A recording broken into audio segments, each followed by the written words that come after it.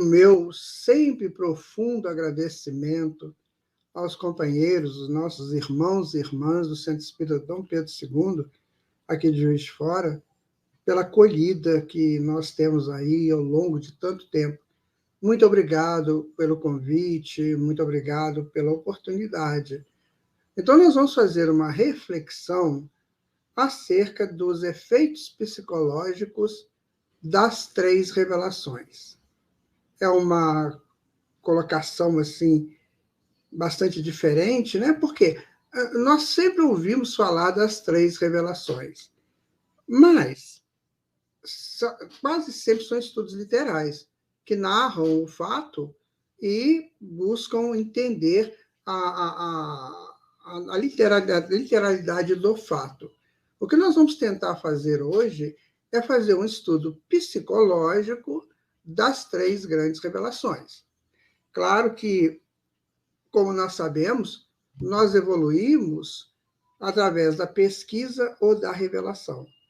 A pesquisa é feita pelo homem, com todo o amparo da espiritualidade, com certeza, mas ela deve ser sempre feita pelo homem desde o seu início, lá quando ele pesquisava, né, as raízes, quando ele pesquisava os vegetais que ele poderia se alimentar deles, quando ele pesquisou o sal e se tornou ali um grande produtor do sal, e a história toda que nós conhecemos, né, depois da pré-história, o sal está sempre presente, depois cultivou o trigo, né, fez o pão, ou seja, a pesquisa é o trabalho natural do espírito no processo evolutivo.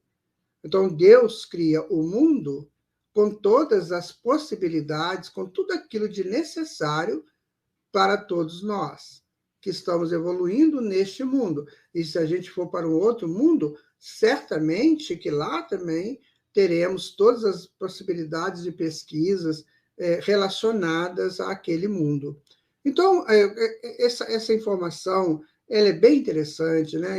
E nós pegamos isso do livro Sabedoria do Antigo Testamento, do Anthony Ceresco, que é um canadense, um teólogo canadense, quando ele faz essa reflexão, né, a respeito da pesquisa, né, da importância da pesquisa. E também nós encontramos nos textos da mitologia antiga, aquela mitologia que trouxe para o mundo as lendas dos grandes heróis, mostrando que a pessoa precisa vencer suas etapas, né, para se tornar também um herói. Depois de se tornar um herói, vem a outra saga, e assim sucessivamente. Então, ou seja, nós estamos nesse campo de pesquisas. O mundo é um laboratório de pesquisas.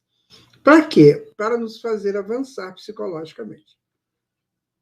Nós podemos pensar naquela macaquinha, que ela comia batatas, né? Então, ela aí pegava a batata e punha na boca e comia. Um dia, ela resolveu lavar a batata lá no oceano. Então, quando ela lavou a batata, ela percebeu que ela não ia comer batata com terra ou com areia e que a batata tinha um outro sabor, porque estava salgadinha. Aí, mais tarde, com a evolução, né, chegou-se à conclusão que deveria tirar aquela casca da batata. Aí já sabia que botava um tempero, né? E já sabia que tinha que lavar. Aí comia-se a batata sem a casca, ficou mais saboroso ainda. Depois ela entendeu, né, que se ela botasse aquilo no fogo, cozinhasse, ia ficar muito melhor ainda. E assim fomos evoluindo nas pesquisas. Essa explicação, né, da macaquinha, ela é comentada, né, por aí, daquela questão, né, de você transmitir vibracionalmente as tuas conquistas. Então, conta-se que essa macaquinha morava lá numa ilha do Japão, e quando ela fez isso, outros grupos de macacos em outras ilhas, totalmente distantes daquilo, começaram também a fazer. Ou seja, a frequência. Né? Então, a pesquisa, ela envolve o mundo no seu conteúdo, na sua solução, na sua descoberta. Então, todo mundo ajuda todo mundo, a crescer na pesquisa. Provavelmente, a macaquinha só descobriu lá que se lavasse ali, daquele gostinho do sal do mar, ficasse bom. Mas aí uma outra ilha descobriu que tinha que descascar. E assim nós fizemos as nossas pesquisas ao longo dos milênios, ao longo dos séculos. Então, a pesquisa é um avanço científico e tecnológico que nós estamos fazendo. Dizem que depois do Homo sapiens, que começa aí há cerca de 200 mil anos atrás, né, você tem o Homo sapiens e hoje já se fala no Homo tecnológicos, ou seja, esse homem que pesquisa e que cria coisas através das suas pesquisas. Então, é natural que ele vai evoluindo, vai crescendo, vai aprendendo mais. Antônio Ceresco, ele fala também das revelações, que a outra maneira de aprendermos são pelas revelações. Essas revelações, elas nos vêm através de planos superiores do existir humano. Tivemos grandes pequenas revelações ao longo da história da humanidade, desde o homem primitivo, né, até o homem atual. Mas chegou um momento em que este homem ele teria que começar a entender-se, a buscar a sua própria, o raciocínio de si mesmo. Afinal de contas, quem eu sou, o que eu estou fazendo, né, para que eu estou existindo. Então, ele vai buscar essa essência do eu, a essência do existir. Então, neste momento, ele deixa de ser puramente mecânico, ou seja, um laboratorista mecânico, pegando, cultivando, catando raiz, catando ervas, catando toda aquela coisa que ele plantou, para agora começar a raciocinar. Então, eu faço isso porque veio como aprendizado, como uma cultura do próprio planeta, mas agora não, agora eu tenho que começar a refletir. Essas grandes revelações, elas vêm para ajudar psicologicamente o homem a entender-se com ele e com o universo. Só isso. E é tudo isso.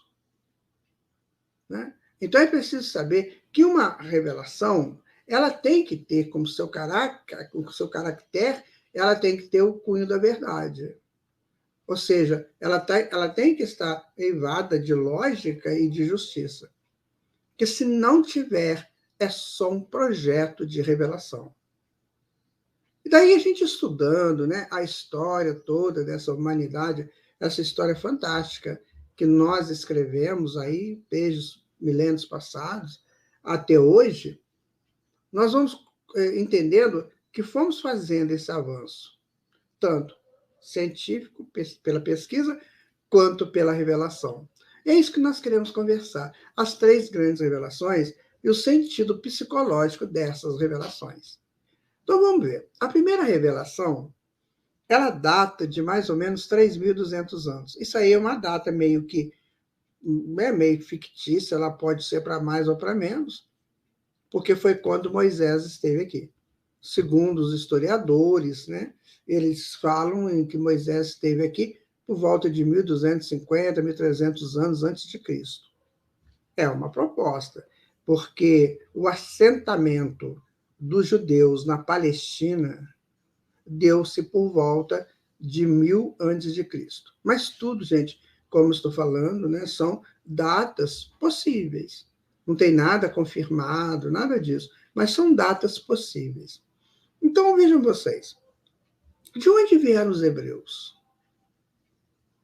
Como é que se constituiu a comunidade hebraica que recebeu a primeira revelação e a segunda, né? Então, de onde eles se constituíram? Como foi isso?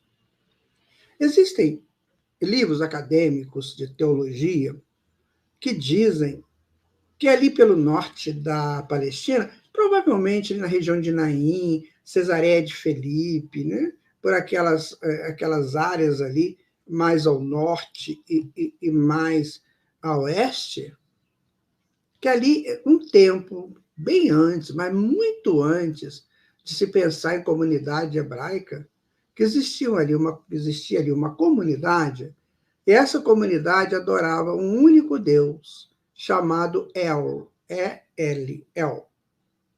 Esse único Deus era a divindade suprema deles. Então, saber disso é começar a entender o início da civilização judaica, ou hebraica. Então, esse povo, ele começou a se aglutinar mesmo na Palestina. Com certeza, eles foram miscigenando, né? Foram buscando outras áreas, porque sempre essa questão de você sair de um lugar para o outro está relacionado à vida, né? À sobrevivência, à necessidade de locais que gerem alimentos, né? Que tenha água, por rio, enfim. Então, eles foram se espalhando, né?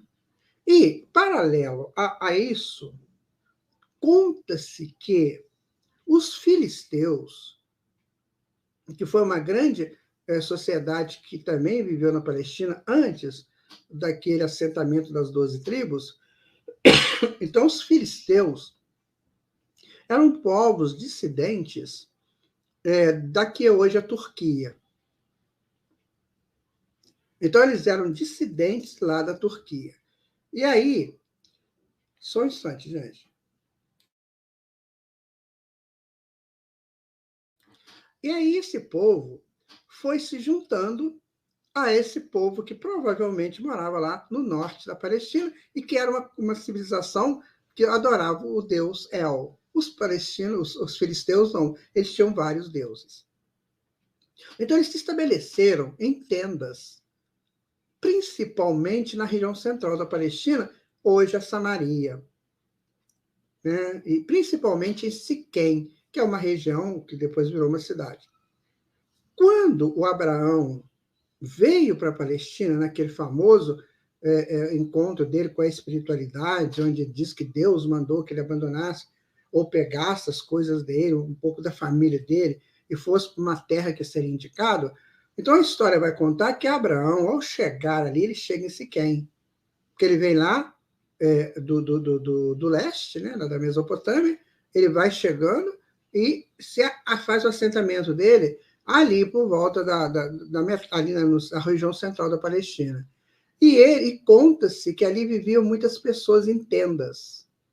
E ele foi conversando com essas pessoas na proposta do Deus único. Não é uma coisa meio miscigenada, assim? Não é uma coisa meio híbrida? Olha só, tinha um povo que já falava do Deus único.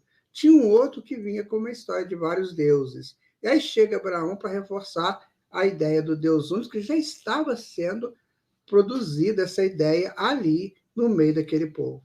Então, não foi tão difícil implantar a ideia do Deus único. Isso sempre me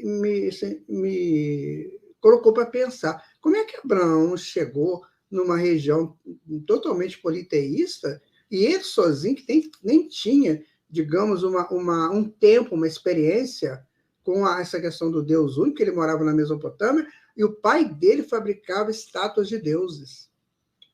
Então, vejam vocês, ele vinha de uma região politeísta. Como é que ele chega lá na Palestina e já encontra um povo politeísta, e ele, muito iniciante no monoteísmo, né? Muito iniciante, ele ia convencer aquela turma toda. Você vê, nem Jesus convenceu, né? Então, como é que seria isso? Por quê? Porque já tinha o híbrido ali, da ideia do Deus único, do El, o Deus El, que mais tarde se transforma no Elohim, né? Mas, então, vejam que coisa interessante. E aquele povo, então, começa a se formar numa situação de obediência a um Deus único. Agora, veja você, quem era esse povo?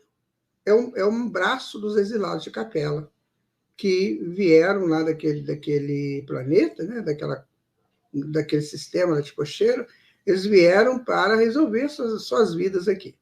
Então, eles começaram a se agrupar. Eles já traziam essa ideia do Deus único com eles. Então, agora foi fácil, porque eles foram se juntando. Então, uma cultura se faz quando muitos vivem a mesma ideologia de cultura.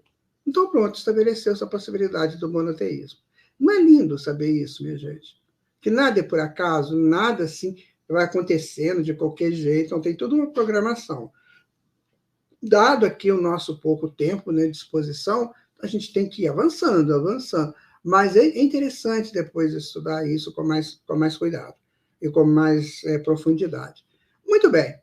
Então, esse povo sofreu, primeiro, o exílio do Egito, né, porque eles começaram a passar fome, foram para o Egito. Moisés tira esse povo do Egito e deixa esse povo 40 anos lá no deserto do Sinai, para que houvesse a troca de gerações. Então, se chegasse aquele povo recém-saído do Egito, eles iam misturar a cultura egípcia também, lá naquela cultura do Deus único, ali meio miscigenado, né? Um pouquinho ainda, muito híbrido, mas poderia prejudicar. Então, Moisés sabiamente estabelece, vamos ficar aqui um tempo, que é para mudar a geração. A geração mudava rapidinho, não é igual hoje que a pessoa vive 90, 100 anos, né? Antigamente vivia-se bem menos. E aí, acontece o primeiro efeito psicológico da revelação. Qual é o efeito psicológico da primeira revelação? Então você imagina, esse povo que fez todo esse movimento, que conseguiu ficar 400 anos presos a uma cultura que era uma cultura monoteísta para os sábios e politeísta para os simples. A cultura do Egito era assim. Então, como é que esse povo, né, iria estabelecer uma relação direta dele com Deus, de modo que ele continuasse a proposta da raça hebraica? Que daqui a pouco ele seria colocado lá na terra, né, na Palestina, de norte a sul. Como é que aconteceu isso? Então, o que se faz? Você pega o psicológico daquelas criaturas daquele tempo, 3.000 e poucos anos, 3.000, vamos colocar 3.300 anos atrás, você pega o psicológico daquele povo. Então, o psicológico era o seguinte: nós já vencemos muitas etapas, viemos de um outro planeta, estamos aqui para conduzir essas pessoas daqui ao entendimento do Deus único. Então, eu preciso saber qual é a minha relação com Deus, qual é a relação de Deus comigo e minha relação com os meus semelhantes. Meu famoso amar a Deus sobre todas as coisas, é o próximo como a si mesmo. Então, se você pegar os 10 mandamentos, aquelas 10 leis extraordinárias que nós espíritas não damos muita atenção, infelizmente, né? Então, se você pegar esses 10 mandamentos, estudar artigo por artigo, você vai ver que são propostas psicológicas de preparação para o homem ou do homem para entender a ideia do Deus único. Então ele começa a amar a Deus sobre todas as coisas, não tomar seu santo nome em vão, e vai guardar, né, o dia de domingo, o dia de sábado, porque está dentro da lei do descanso, da lei do repouso. Então você vê, você quer ter essa relação com Deus? Você quer muito essa relação com Deus? Então você pediu essa relação com Deus. Talvez lá nas suas orações, né, nos seus petitórios, nas suas saudações a esse Deus único, você então pediu orientação para ele e ele te manda orientação. Então você estabelece o primeiro eixo. O homem pede a Deus e Deus dá ao homem a orientação. Aí você fala, mas foi Deus que, né, escreveu lá nas tábuas dos 10 mandamentos? Não. Aquilo ali hoje nós já estudamos no Espiritismo, que é um processo de escrita direta, um processo mediúnico de escrita direta. Moisés, sendo o médium que ele era, ele forneceu o ectoplasma, né, para se fazer aquela comunicação. Então, a comunicação ela vem dos planos superiores do planeta Terra para atender a humanidade terrena. Com certeza, num outro planeta, aí, se tiver, né, essa revelação, não sei se tem, mas se tiver, ela vai atender ao petitório, à necessidade daquela civilização lá. Então, os 10 mandamentos, o que ele faz? Ele estabelece um critério psicológico do indivíduo com ele mesmo, com Deus e com o semelhante. Então, você quer seguir a Deus? É esse o seu objetivo? Você quer pregar e viver a ideia do Deus único? Sim, então tem uma coisa nisso aí. Por quê? Primeiro, você tem que entender que você é filho de Deus. segundo que o teu semelhante é filho de Deus. Então, essa relação, eu, tu, Deus. Deus, eu, tu. Esse é o efeito psicológico da primeira revelação. É quando eu estabeleço esse contato do eu, tu. Então, quando eu olho para o meu irmão, para a minha irmã, eu estou vendo nele o quê? O reflexo de Deus. Se eu tiver olhos de ver, né? Eu estarei vendo nele ou nela o reflexo de Deus. Por quê? Como diz João, o meu mesmo Deus que está em mim está nela também. Então, o que que vem essa primeira revelação? Ela vem nos ensinar a estabelecer um critério de perfeita relação entre Deus, o outro, Deus, Deus, eu de novo, num triângulo perfeito. Você faz aquele triângulo, é perfeitinho, assim. Do eu, tu, Deus. E isso, psicologicamente, vai fazer avançar o self. O self, na verdade, é o local, né? Ou é a essência divina que somos, que é o Cristo, né? É o iluminado que somos. Então, quando eu começo a estabelecer essa relação, eu estabeleço relação de disciplina, relação de entendimento, de conhecimento, de fraternidade, liberdade, igualdade. Eu estabeleço uma série de relações virtuosas e toda virtude, ela acaba com o vício. Cada virtude que eu faço acontecer em mim, que eu estabeleço em mim, eu apago algum vício que eu ainda sou portador dele, portadora dele. Então, isso vai me ajudar a corrigir meus vícios enquanto eu vou criando virtudes. E quanto mais eu crio virtude, virtude é uma palavra cuja raiz latina é virtus, que significa força. Então, cada vez que eu tenho uma força dessa constituída em mim, eu expando o meu Cristo, eu expando o Cristo interno que sou. A primeira revelação me mostra isso. Se você quiser expandir o Cristo que você é, você tem que ter uma perfeita relação com o teu próximo, como com você mesmo. E entre você e ele, Deus. Então aí você estabelece por que eu sou monoteísta. Porque no fundo, eu estou aqui para evoluir. Eu não estou aqui para ficar o tempo todo em adoração a Deus. A minha adoração a Deus, ela se faz pelo cumprimento meu das leis dele. Aí eu estou adorando a Deus. Mas eu não preciso ficar em vigília, adorando. Não, eu tenho que ter o relacionamento, o tempo todo. Esse relacionamento é que vai fazer com que a criatura faz expandir o Cristo que ele tem. É quando eu respeito o tu na mesma proporção que eu respeito o eu. Os gregos, né, dentro da sua filosofia clássica, eles deram para isso duas palavrinhas muito interessantes, né? Moral e ética. Então, toda vez que eu respeito o tu, ou o que está fora de mim, eu sou ético. E toda vez que eu me respeito, eu sou moral. De modo que é uma estrada de via dupla, né? Eu só serei ético se eu for moral. E, sendo moral, eu serei ético. Estabeleço virtudes. Então, se eu não posso matar, se eu não posso roubar, se eu tenho que honrar meu pai e minha mãe, se eu não posso olhar para a mulher do próximo ou para o homem da próxima, né? Se eu não posso cometer adultério, o que eu estou fazendo? Eu estou estabelecendo a perfeita relação ética com o tu e a relação moral comigo.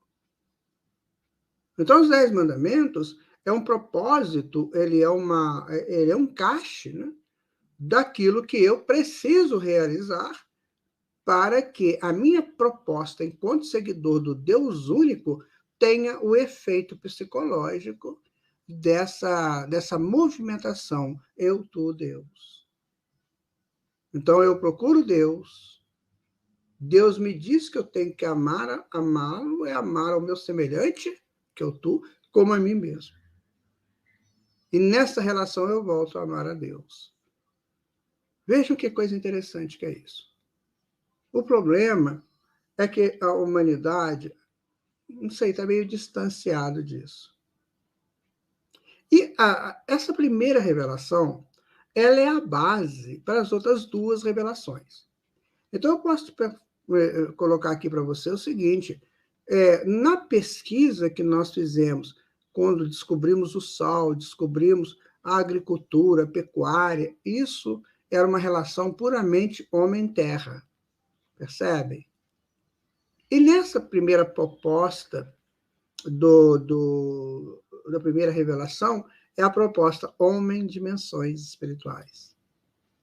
Ou seja, para onde eu vim, para onde eu vou. Então, começa a se estabelecer uma relação entre esse homem que cultiva a terra e esse homem que cultiva o seu futuro. Então, a primeira revelação, ela tem esse efeito psicológico espetacular, né? Cultivar tanto a terra quanto o seu futuro nos planos espirituais. Tanto a terra física que a gente está aqui, quanto aquilo que nós vamos encontrar depois que desencarnarmos, que seguimos viagem. Então, veja que interessante essa primeira revelação. Como que ela nos convida a uma reflexão bem mais profunda.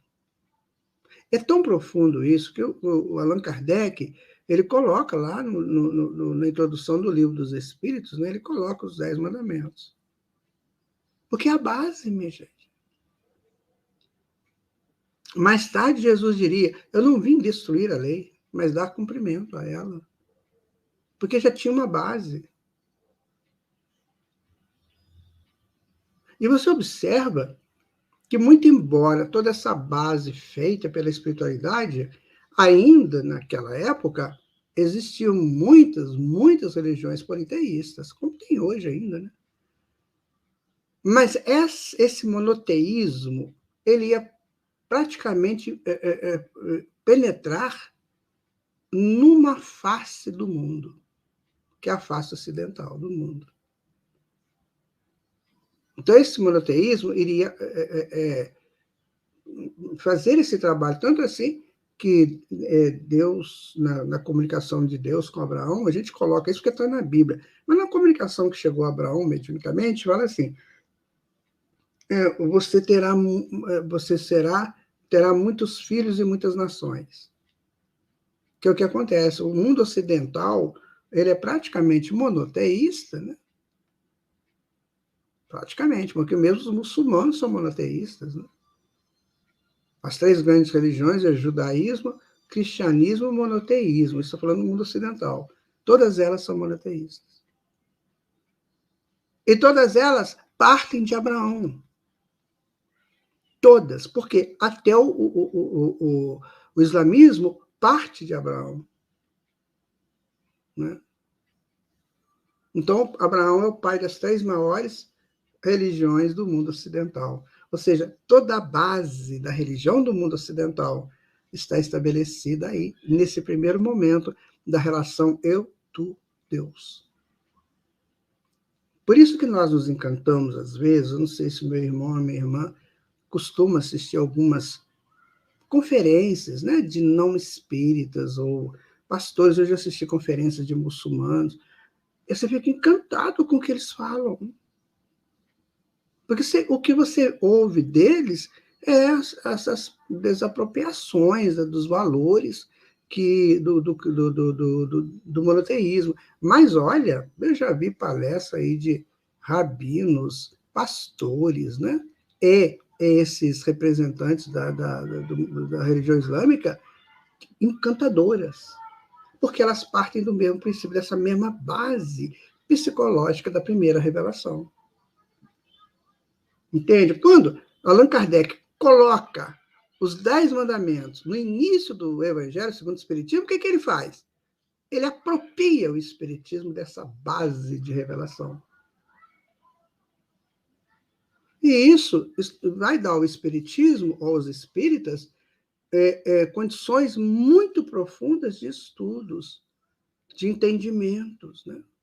Do que realmente, como funciona a vida. Então, nós estamos vivendo no mundo, na parte física desse mundo, mas em torno de nós, acima de nós, existe todo um mundo espiritual, cujos fundamentos psicológicos, fundamentos literais, né, dessa primeira revelação estão regendo todos esses povos.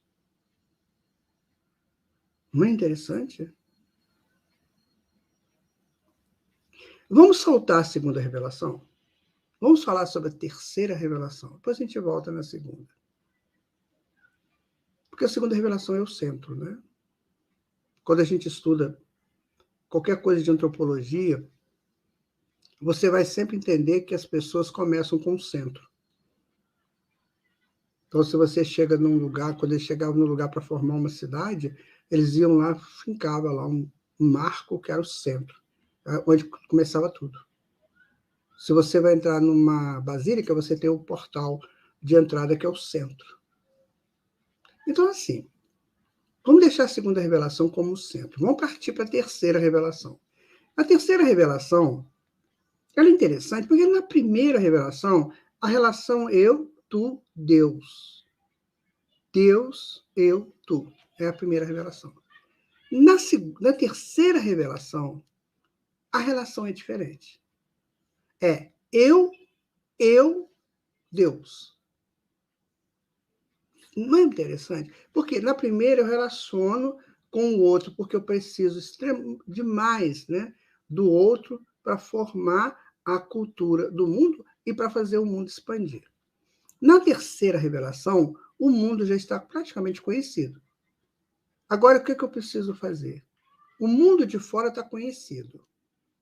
Né? Os mares, os oceanos, as montanhas, os continentes, está tudo conhecido. No século XIX, ali, já se sabia muita coisa. Né? E depois aquilo acaba de consolidar no século XX. Ali no início do século XX e tal, e até hoje a gente está estudando. Mas hoje o mundo está todo esquadrinhado, mundo de fora. Aí eu te pergunto, e o mundo de dentro? Como é que está? Eu me conheço, você se conhece? Pouca gente tem esse privilégio de dizer que sim. Então, o mundo de dentro, ele está completamente desconhecido. Então, se eu conheço os continentes de fora, eu não conheço os continentes de dentro. Se eu conheço as montanhas de fora, eu não conheço as de dentro.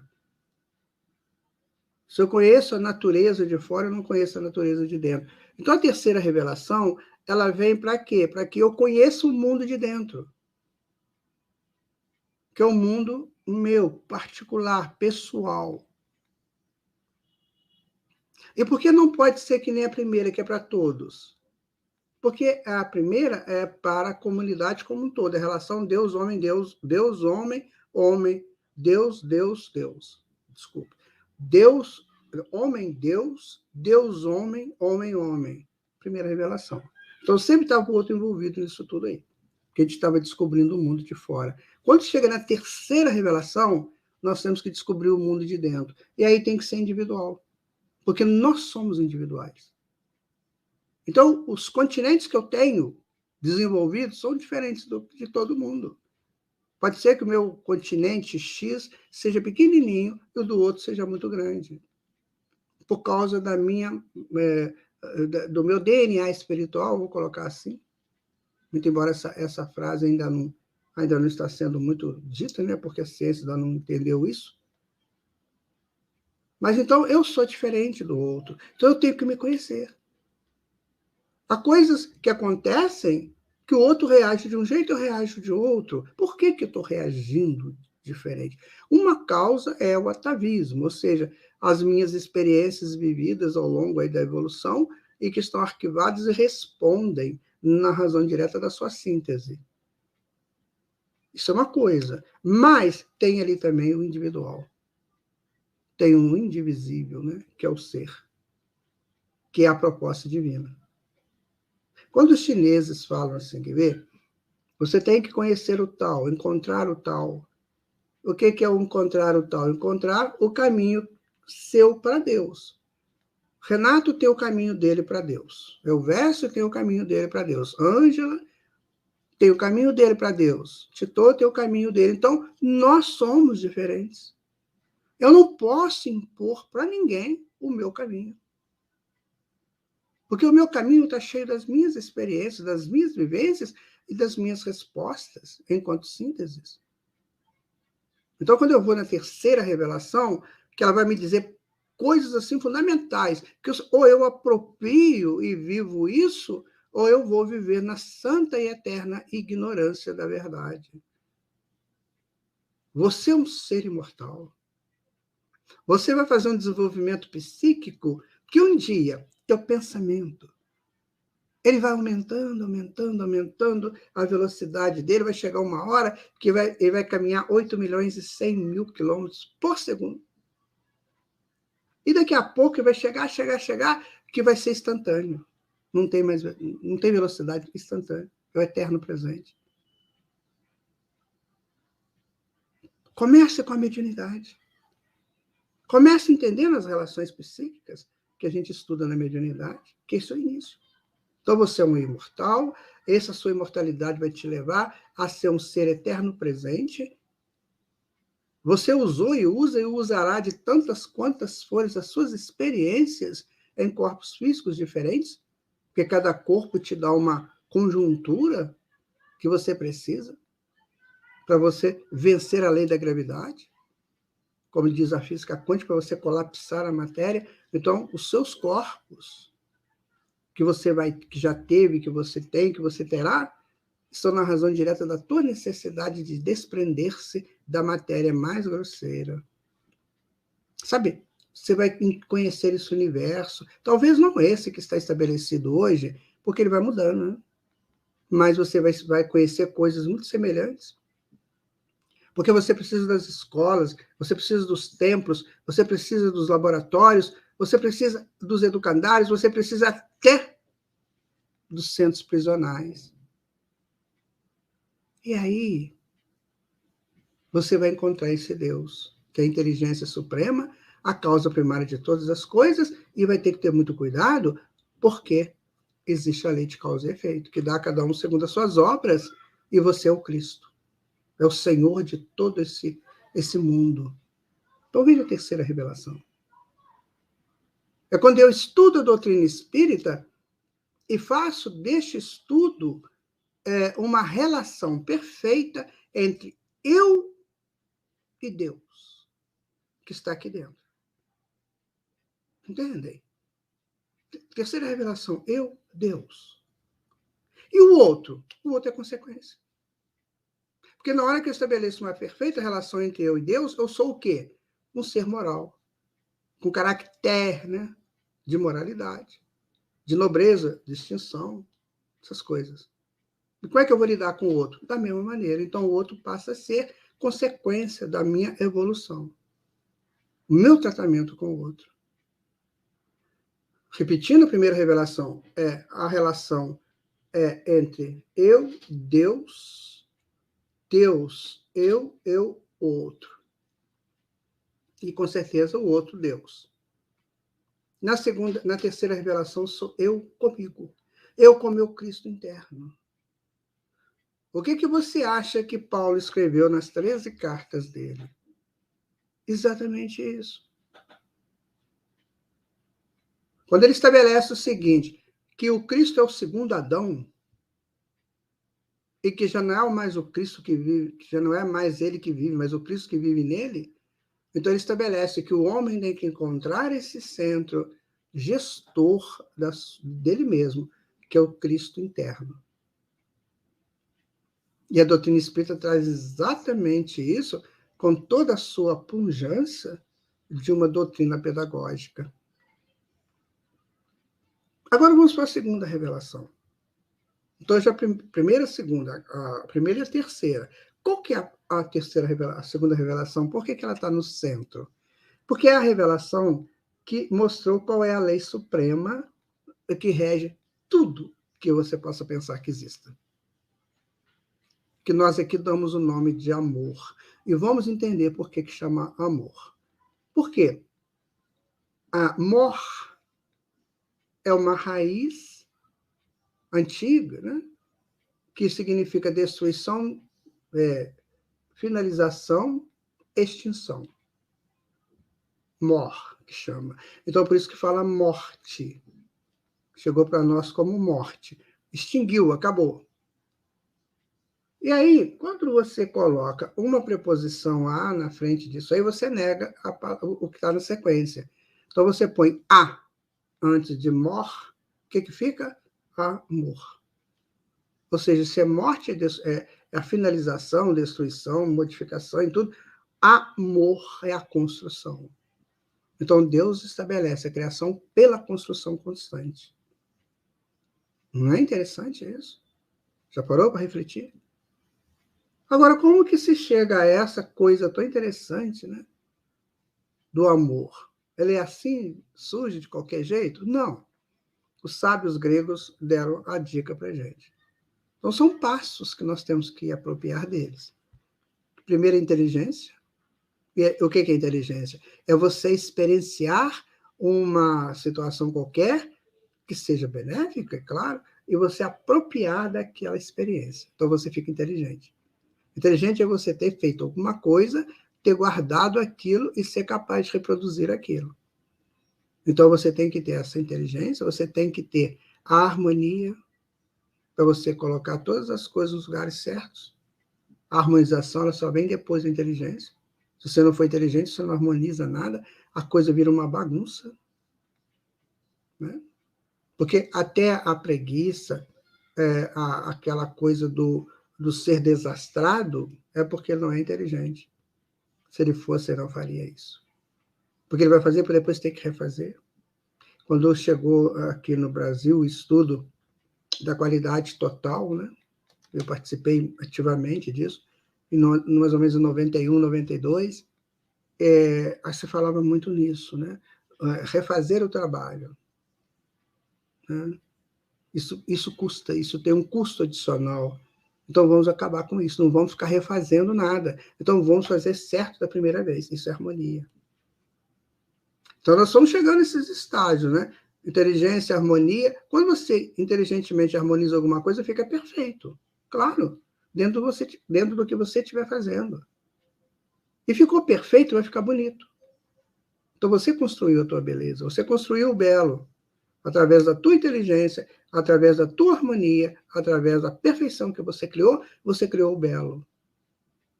E aí vem, na sequência, o bom, porque aquilo vai ser útil. Então, você junta essas frequências, vai dar uma frequência superior, que a gente chama de amor. Então, eu posso construir o amor, você pode, o outro pode, cada um pode construir o amor na sua condição, na razão direta da sua condição espiritual. Então, por isso, quando você vê lá nas obras de André Luiz, né, quando fala que chamou lá uma irmã das altas esferas da Terra para fazer aquele entendimento de ódio, vocês já lembram disso, que está lá nos livros do André Luiz? Às vezes eles estão atendendo um caso de ódio, aquele ódio terrível, aí eles convidam uma irmã ou uma pessoa que já consegue fazer esse amor no nível superior, chega lá, ela consegue estabelecer a paz. Por quê? Porque ela trabalhou aquilo que Deus faz. A construção do bem eterno. Então, o amor é isso. Então, para eu me relacionar psicologicamente na primeira revelação e na terceira revelação, eu tenho que ter como base o amor. Existiu uma civilização bem antiga, bem primitiva, eu não consigo, sempre esqueço o nome deles, mas eles tinham um negócio muito interessante, que onde eles ficavam, sempre tinha no centro da tribo, né, no lugar que eles moravam, tinha um bambu muito alto, com uma fita amarrada lá em cima.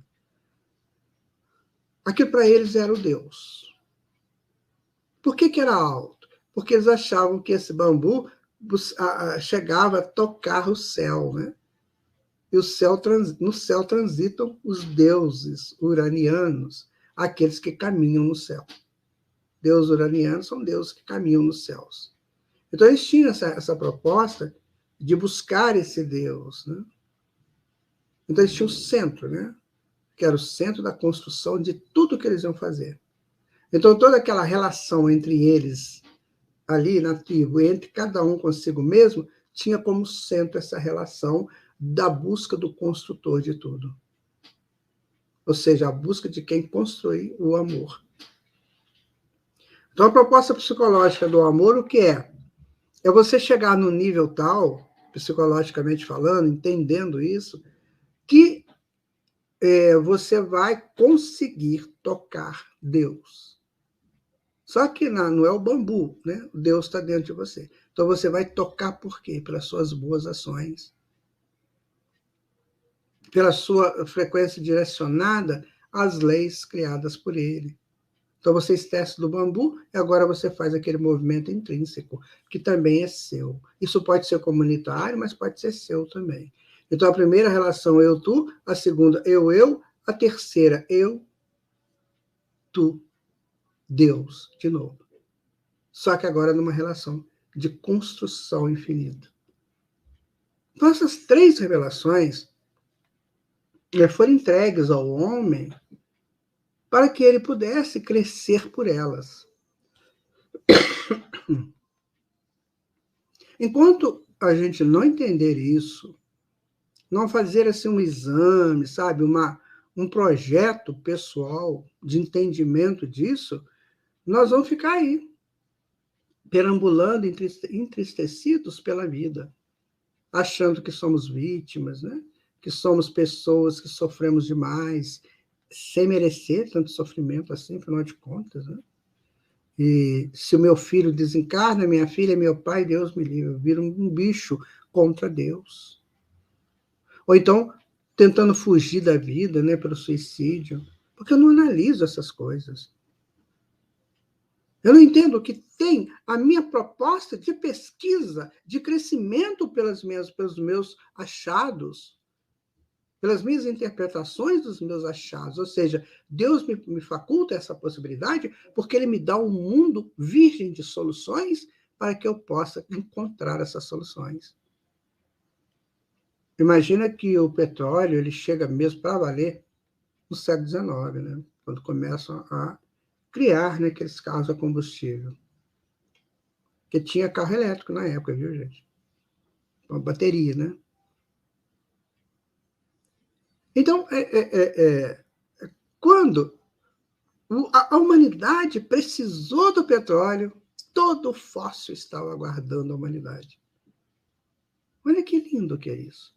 Eu tive a oportunidade de viver um tempo lá nas plataformas da Petrobras e de colher o petróleo vindo na hora, ele estava sendo retirado do fundo do mar, né? E ele passava pela minha mão assim. Gente, é lindo, é tão bonito que ele parece que ele é multicor. Eu ficava pensando, isso aqui é fóssil.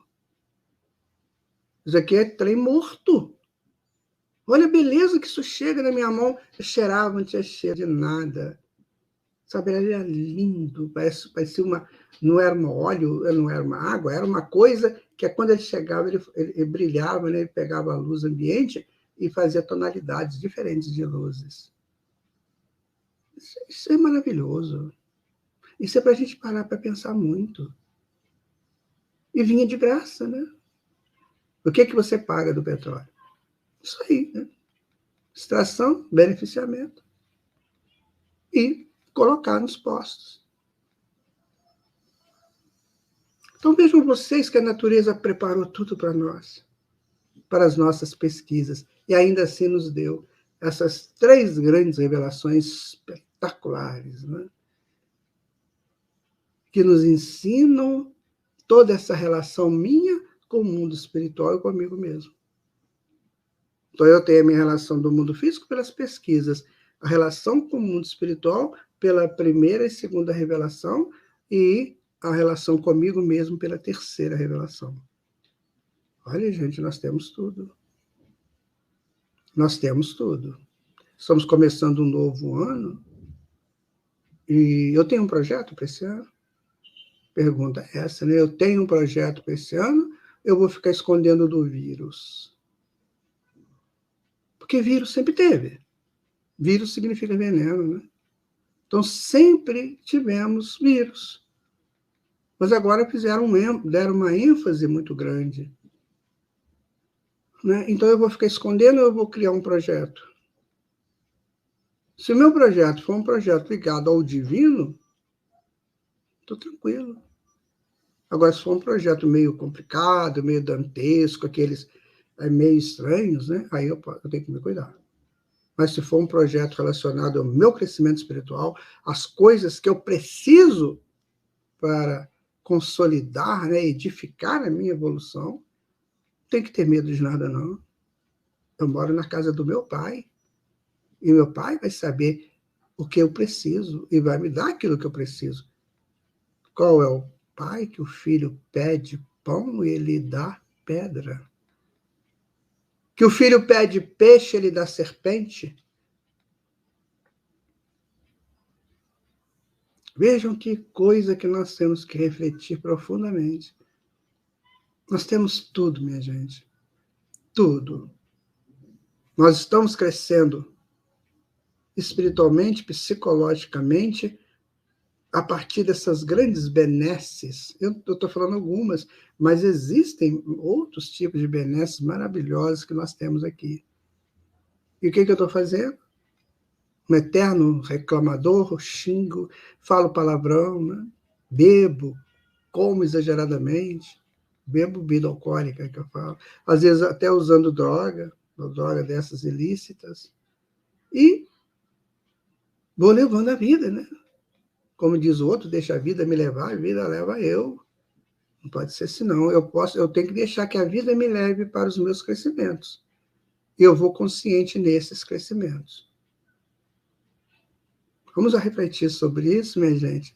Olha, vamos agradecer a Jesus, né, por esse momento de estarmos aqui juntos e que a gente possa fazer de 2022 um ano interessante dentro da nossa história evolutiva.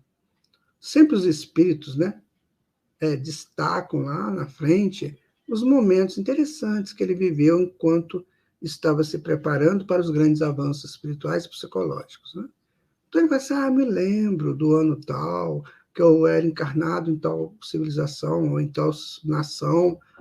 Então, quem sabe a gente faça de 2022 um ano de referência lá para que a gente lembre positivamente no futuro. Que Jesus abençoe você, seu lar, sua família.